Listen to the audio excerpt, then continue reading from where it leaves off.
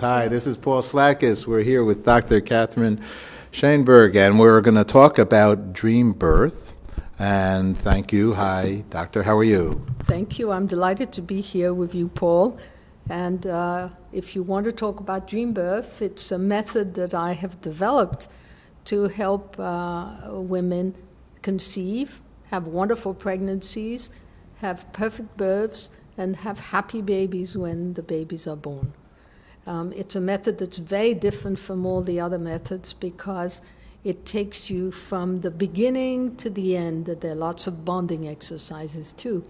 And it teaches how to do this in using one's own creative power, which is the power of the imagination.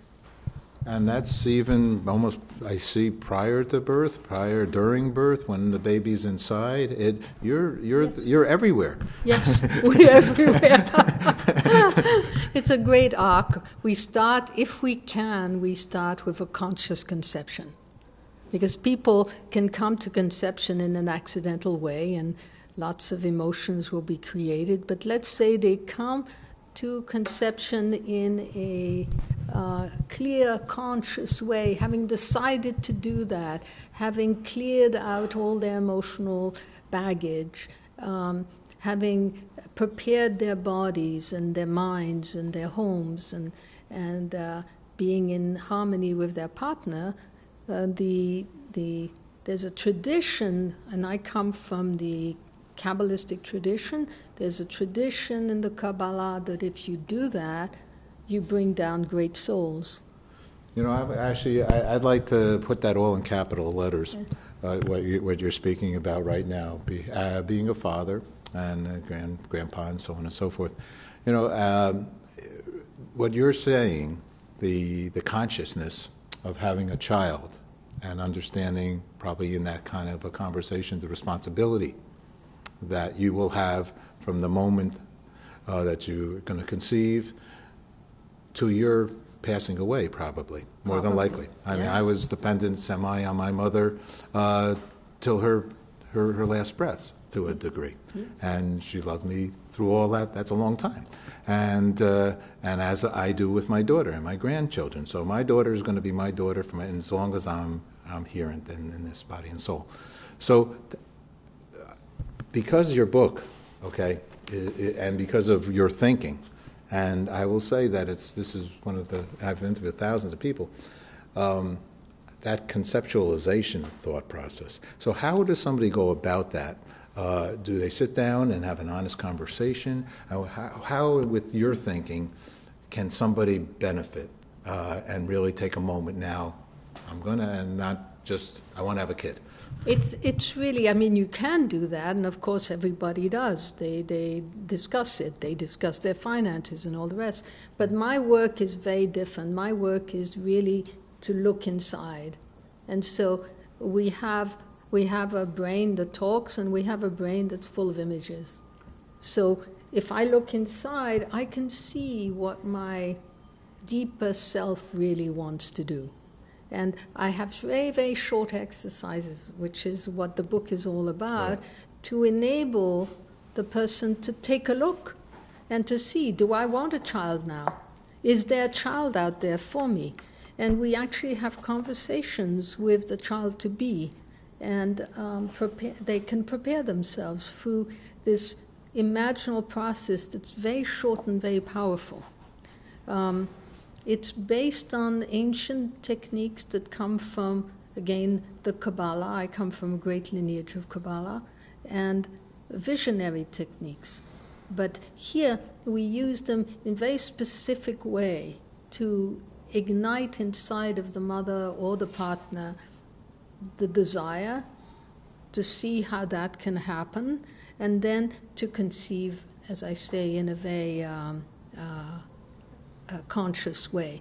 When the baby is already in the womb, we continue this work. Turn your eyes in, go down and look at the baby in the amniotic sac and connect with the baby. And what is amazing, and there is a lot of study on imagery these days and on the power of imagery. What is amazing is the mother sees exactly what is happening to the baby and knows. I mean, we've had, of course, unhappy cases in which she sees something is going wrong and runs after the doctor to find out that it's true. But we've also had very happy occurrences in which they may see that something is not quite right, but then you can repair it with images. So we have a sonogram where the baby is wrapped up in the cord, and we use imagery to literally visualize, the mother visualizes herself going in there and moving the cord. Next sonogram, the baby's free of the cord. And we have over and over again cases of that sort. Well, so at that stage, at the early stage, where I think probably many people are wondering, is it a boy or a girl? Right? Yes, they do. That seems to be well, do you know? Although, you know, after 4 months they find out, because many of them find out for the tests, right? Right. But the issue here is that you have to see the dreams, the night dreams, early on, very early on.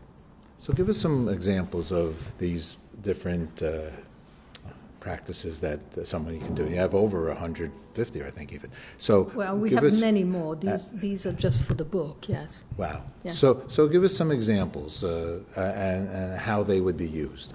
Well, for example, if you have premature contraction, can one stop premature contraction? With specific images, you actually can.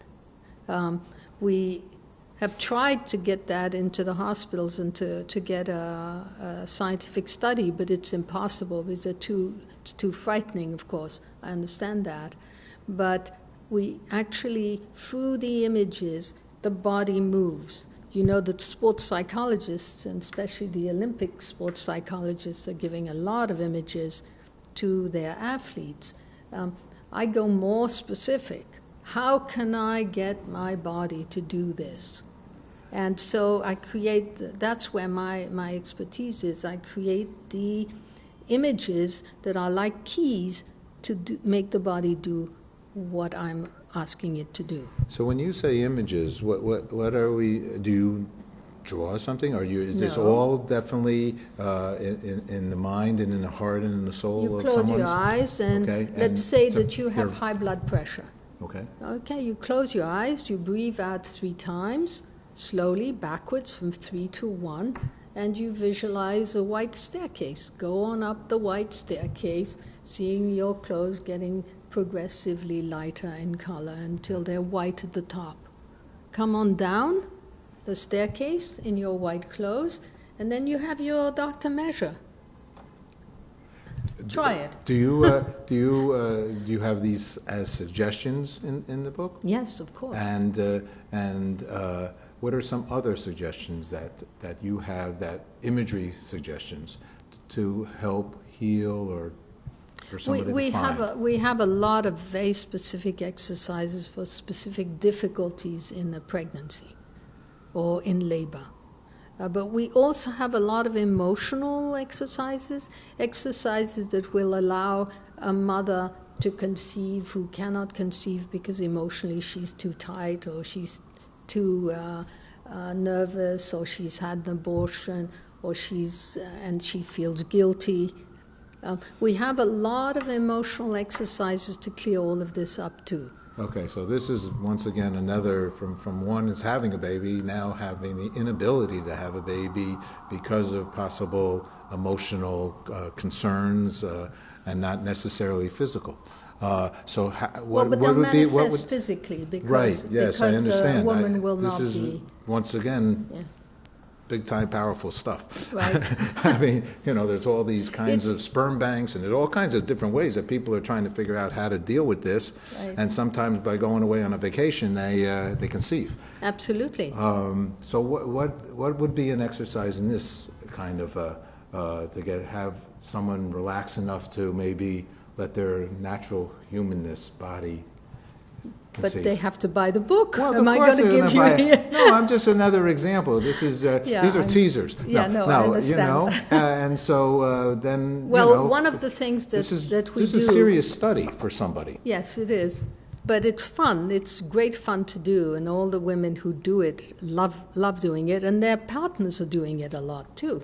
Mm-hmm. I have many more exercises for partners. They're not all in the book because it would have been too long. Of them, so I figured a few would be helpful. But let's say that you can't relax well. Okay. So there's a very beautiful exercise of going down to the beach with your bag and stepping a little bit into the ocean and opening your bag, throwing out everything you don't need that is not absolutely essential to your survival.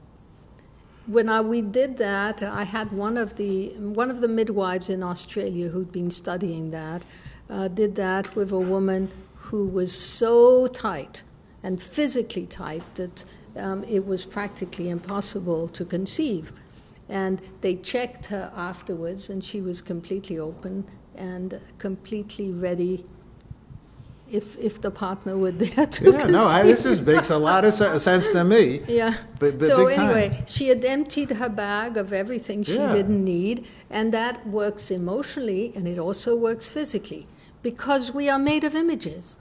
You are full of images. I'm full of images. We have a baggage of images. Some of them are not good. If we clean them up, then the body responds to that, because the body is made of images, really.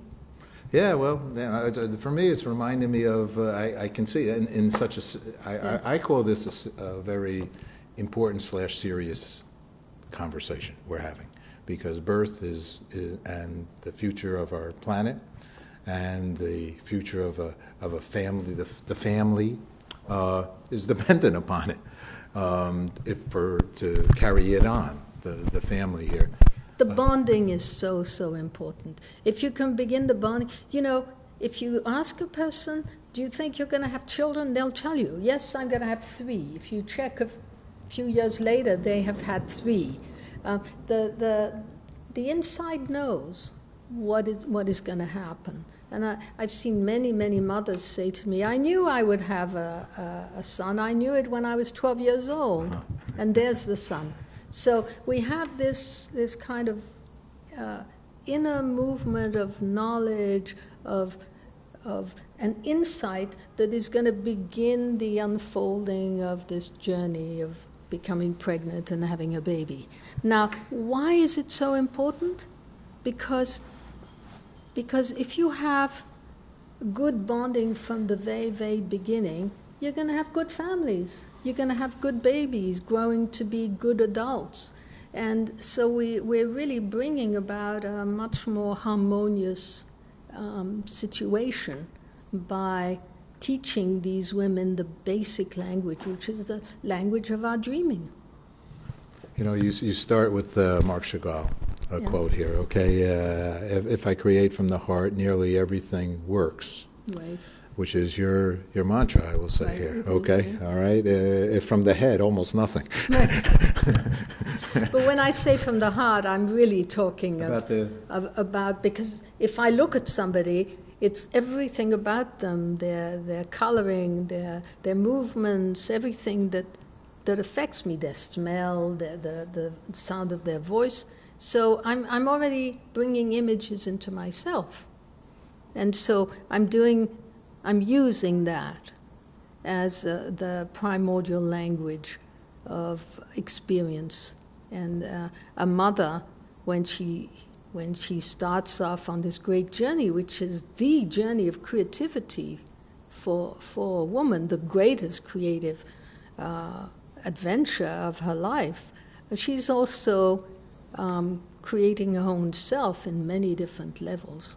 Right? And the book is for both the couple? Yeah, it is. It's written for the mother, but there's a whole chapter for partners. It's not as long as I wanted it to be.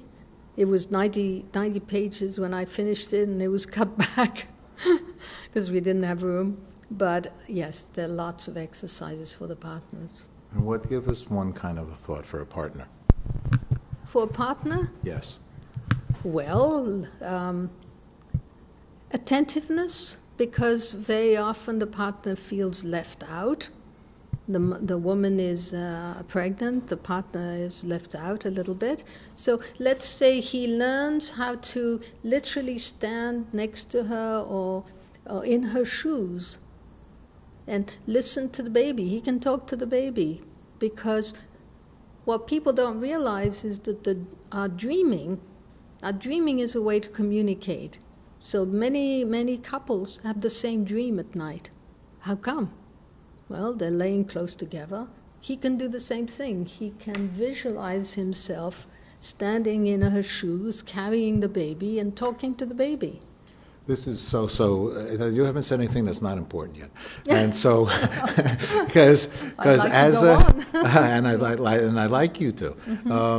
You know, in that relationship, because I've been blessed to have had that, Right. you know, it's so important, because if the husband can't understand what's going on, or the emotional reality of a woman's physical situation, body, pregnancy, so on and so forth, they can cause some havoc. Oh, it can, yeah. And they can cause some, you know, significant havoc, you know, by not understanding, you know, you can upset somebody else, not knowing, you know, how, where, and why, you know. Well, the men do complain. They do complain about the fact that here she is, now the center of attention, and he's left out of the process. Mm-hmm. But in fact, if they do work this way, first the babies recognize their voices immediately and look at them immediately at birth. Not at the other people there. They'll look at the mother, they'll look at the father, they'll respond to the voice. They've heard the voice. So it's very important for the father or the partner to be totally involved in the process. And to be ready also. Because let's say it's a family, and the father has to think about, well, how am I going to manage this? A new member in the family, a new configuration. Maybe I was one-on-one with my wife, and now suddenly there's a new little one coming in. How am I going to manage that? So there are also all of these emotional issues that come up, or financial issues, very, very big stuff.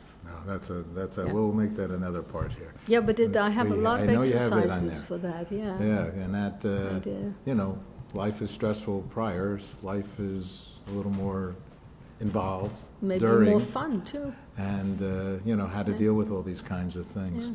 But, you know, I'm really very much in belief of here. 161 practices for conception, pregnancy, labor, and bonding. Oh, my God. DreamBirth.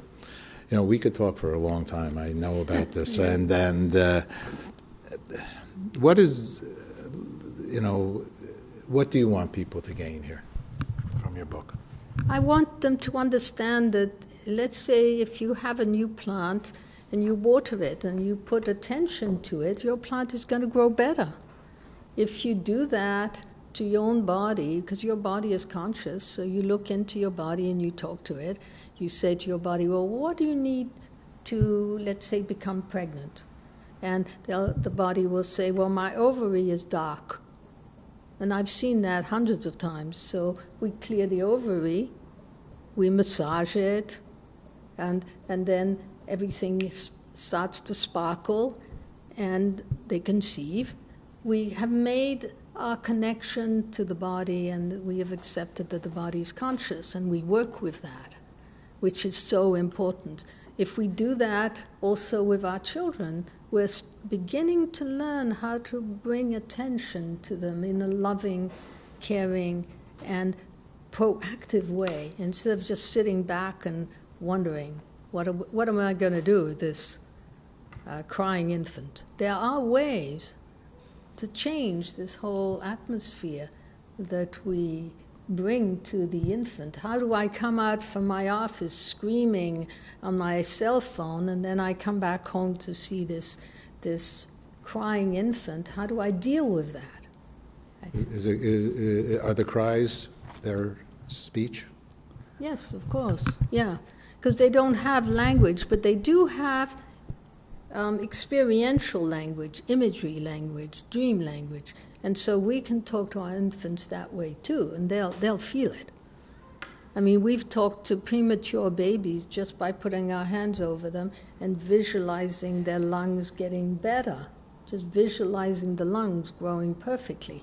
And these preemies do better than the others, right? Because they understand language. They understand language of dreaming, the language of imagination. It's communicated. And this is something strong I'd like to really bring across, that you can communicate it. We communicate it all the time. Let's say if you're in a subway and everybody's in a bad mood, without words you know it's communicated, right? But if you're in a good mood, it also changes things. So we have to be proactive here. Okay, well, and we need to communicate to the world that these thoughts are here and available in your book and the good things that you're sharing, and it's really brilliant thinking, and I'm sure there's so many that you've helped, because with these kinds of thoughts you literally will change the way we just kind of go through the whole process. We're going to bring peace to the world, right? You love peace, right? You do harmony, peace, happiness, and yes. That's part of your soul. That is, yes. Beautiful. And you have a website that you can share with the audience? Well, we have two websites. One is DreamBirth.co, and the other one is schoolofimages.com. Okay. Did you actually literally say .co, C-O? I did, because we didn't get .com, right? We got .co/. Oh, okay. All right. I wanted to make sure. Yeah, but okay. but you'll find us on schoolofimages.com, where the whole process, not only of birthing, but the process of using the imagination is developed. You use this for business as well? Absolutely. Business, health, personal development, spiritual growth. Yeah. All makes sense to me. Last question. What's good news for you? With this, you mean? With this, any aspect of your life. What is good news is that people can do this for themselves. They can do it. It's not complicated. It's very simple. It's very fun. And it gives so much joy to the people who do it. Okay. Thank you very much, Paul Slakis. This is a very big honor. Thank you very much for sharing this with our audience. Thank you very much. So we've, when I've been in the TV business over 40 years. So, and